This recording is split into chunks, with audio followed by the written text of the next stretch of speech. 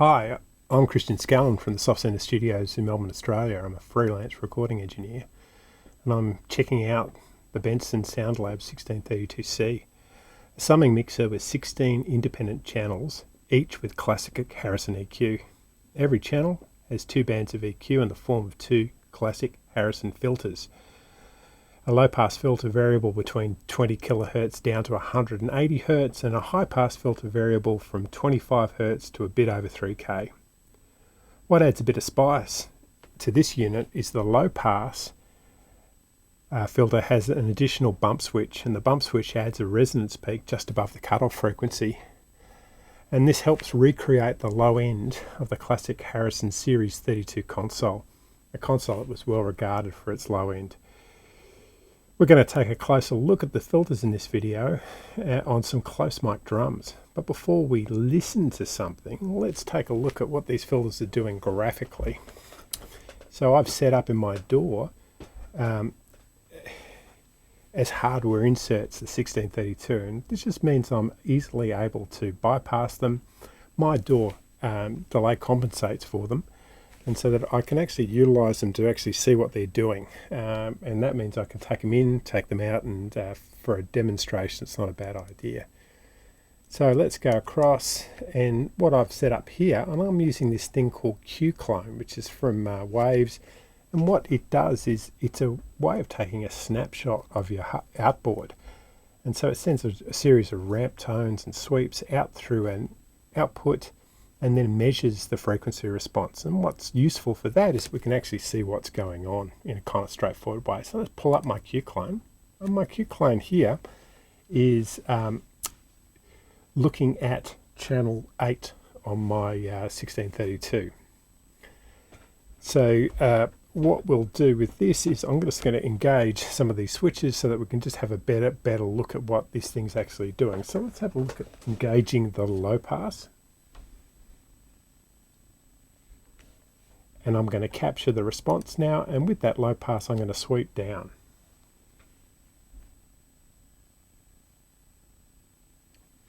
So we can see it's a classic filter, 12 dB per octave, and that allows us to set that center frequency, or what we call the cutoff frequency of the filter. So let's engage the high pass,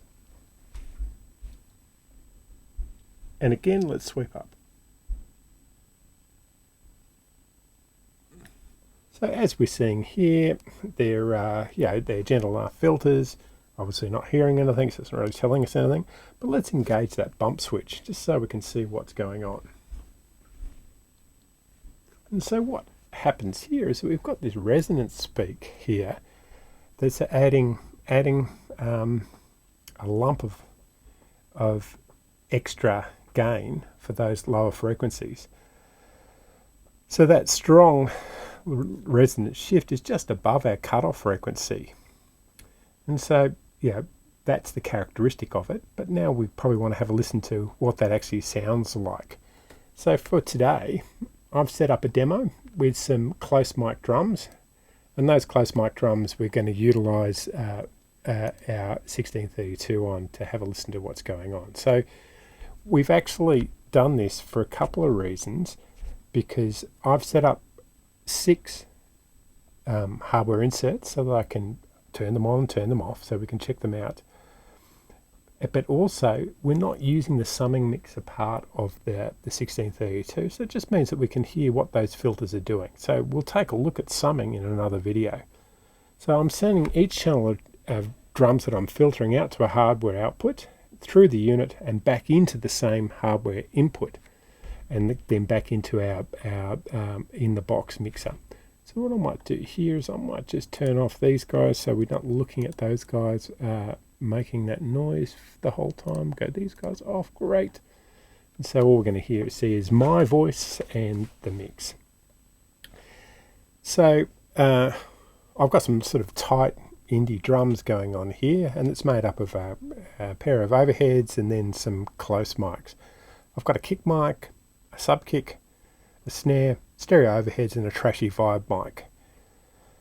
So the first thing we're going to do is what I'm going to use these filters for. So a filter is a really good way for us to help focus the sound that's being picked up by the microphones. High pass filters are especially useful in helping sort out the low end of our mix. And modern recording involves a lot of overdubs, and we're often using the same mic in the same room. And what can happen is that we can end up with a build-up of frequencies, and especially a build-up of unhelpful bottom end, because the mic imprints on that on each pass, that stuff. Now, also with the drum kit, we've got, in this case, we're looking at 5 sets of mics, or 1 stereo and 4 monos that are picking up the same instrument. So I need to get them working together to help create a sound.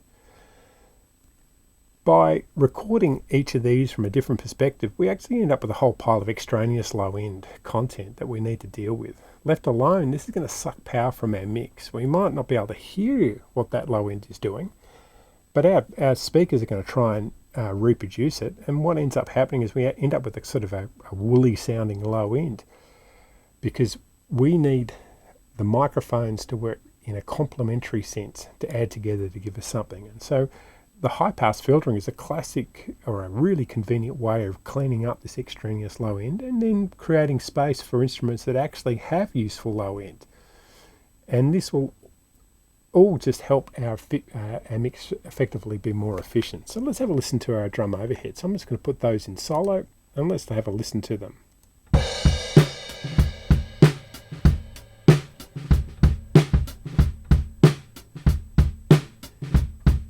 So the first thing we can hear is that it's in a tight room. They're pretty close.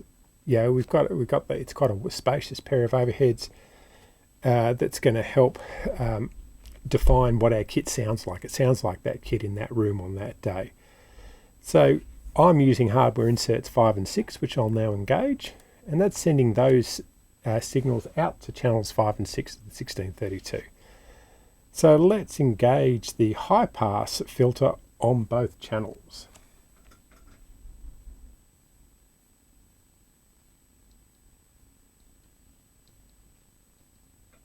And let's sweep them up.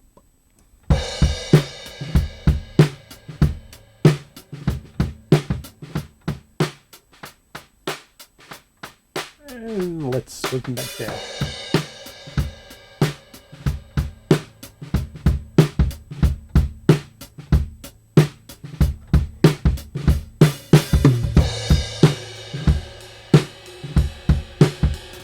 Now let's engage the low pass.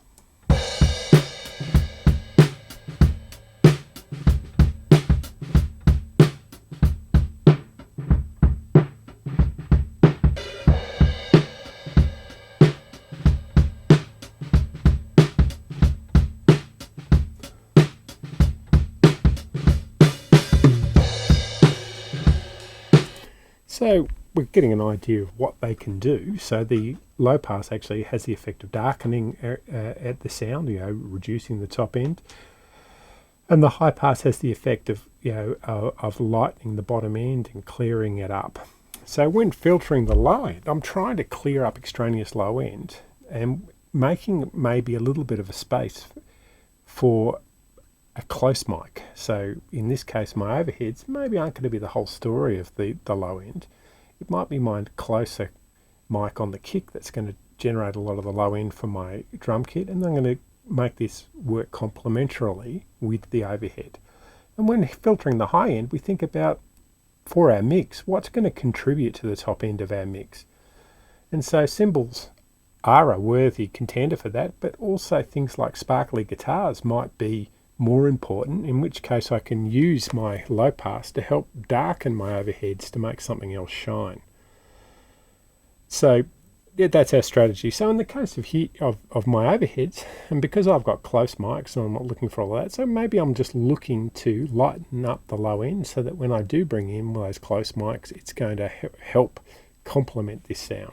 So let's have a listen to that again.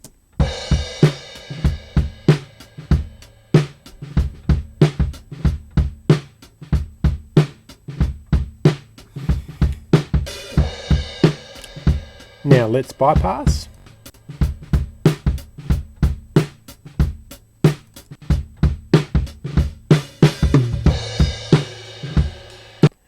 very subtle, the difference, but what we're doing is just adding a little bit more focus. So maybe we want to now add to this one of our close mics that we are going to actually enhance the bottom end on. So let's have a listen to our close mic kick.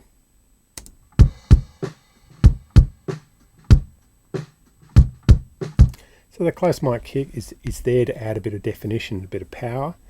And I've got that set up on hardware insert channel number 2. So I'm going to hit the high pass and let's sweep up and try and find that useful bottom end.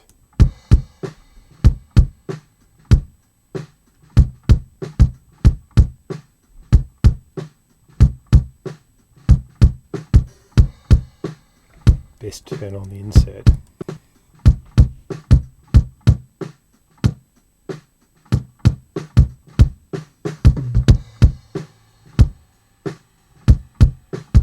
Take it out.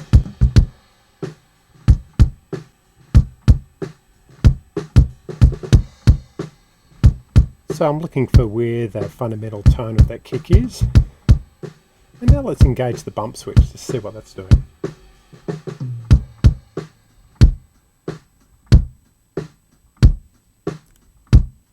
And out.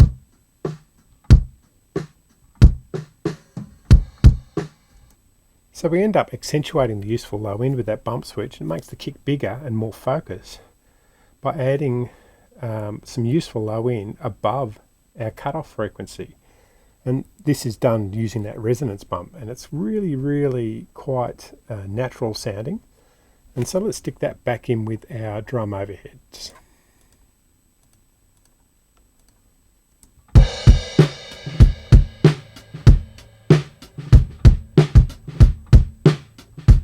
Take the drums out, the kick drum out.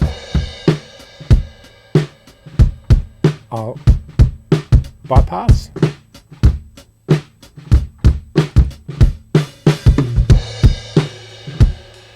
So it's really helping enhance that bottom end, and it's adding to that the overheads. And by me carving a bit of a hole in the overheads, I can actually make more space for my bigger kick. Let's just have a listen to that.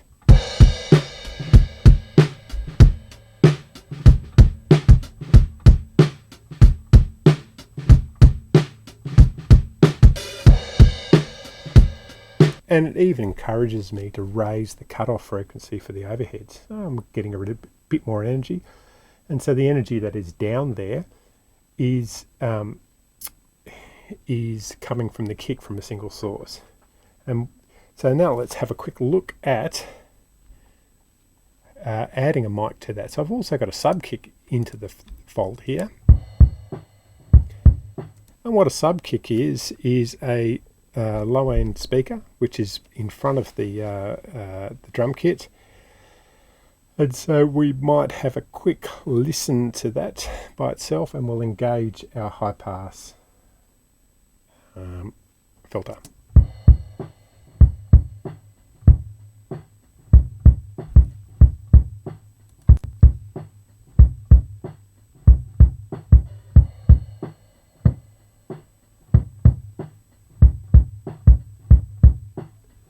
So again, we're just looking for that useful low end, and let's engage the bump now. And out. Okay, so it's quite enhanced sounding there, and because we've got this speaker in front of the kit, let's engage the low pass to try and get rid of some of the extra information.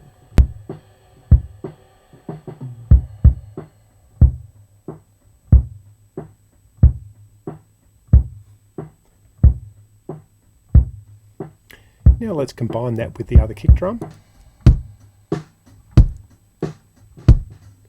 And again, with the other kick drum, we could think about engaging the low pass to make that a little less full on.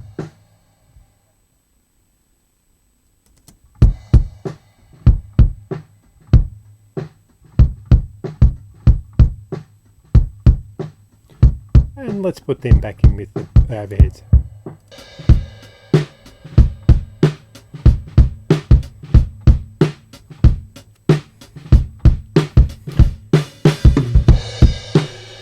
And let's bypass.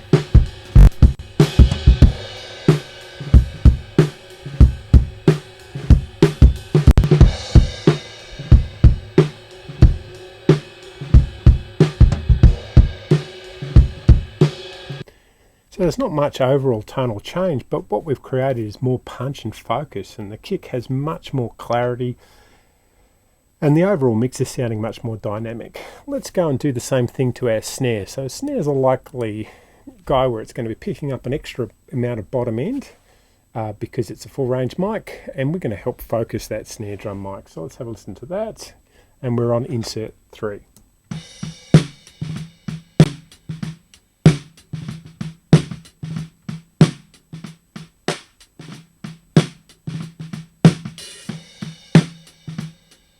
I'll put in the bump. Maybe a bit full on the bump, and let's incorporate the low pass.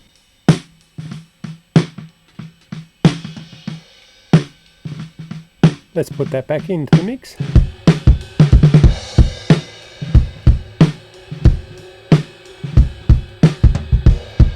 Let's bypass everything.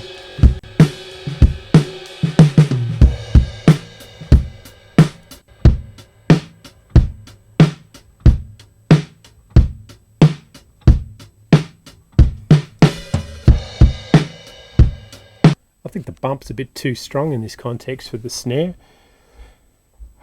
But what we're trying to do here is we're making each channel more complementary to each other. So rather than having just a whole bunch of microphones all making noise, we've got them kind of working together. Again, let's have a listen. Let's bypass this, have a listen, and then we'll put them in. Back in.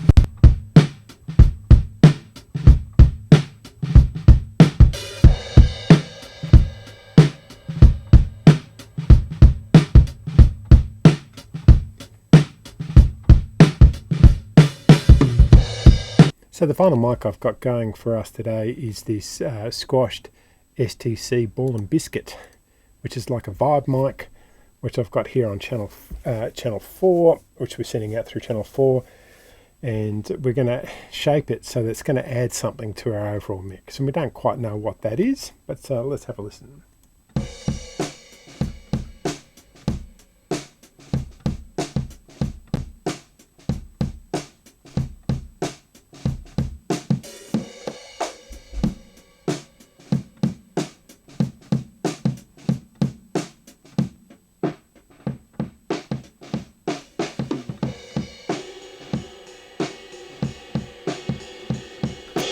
So sort of a trashy kind of quality, which is going to help fill in the gaps. Let's have a listen to that in context.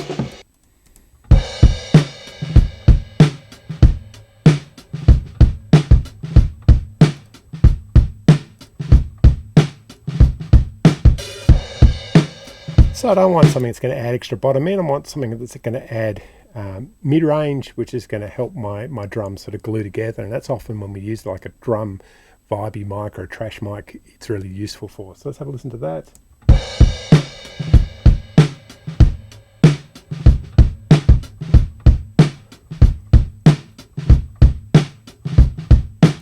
So let's try with all those inserts off.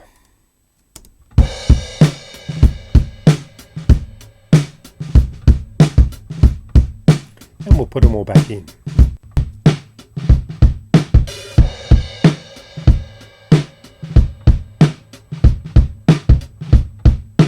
So what we've ended up here is a pretty good starting point for our mix. The drums are actually working together a bit better. They're more focused. They're occupying less space, so they're more compact because we've actually reduced their overall bandwidth, but they're actually working together to give us a good bunch of drums. And now we'll continue on with our processing. So one of the things about this is that by adding focus and clarity to those individual drums and making them work together, that's going to work better in our mix, and especially if we want our mix to sound natural and like the sound of what actually happened in that room when we were playing. So it's incredibly transparent and incredibly natural.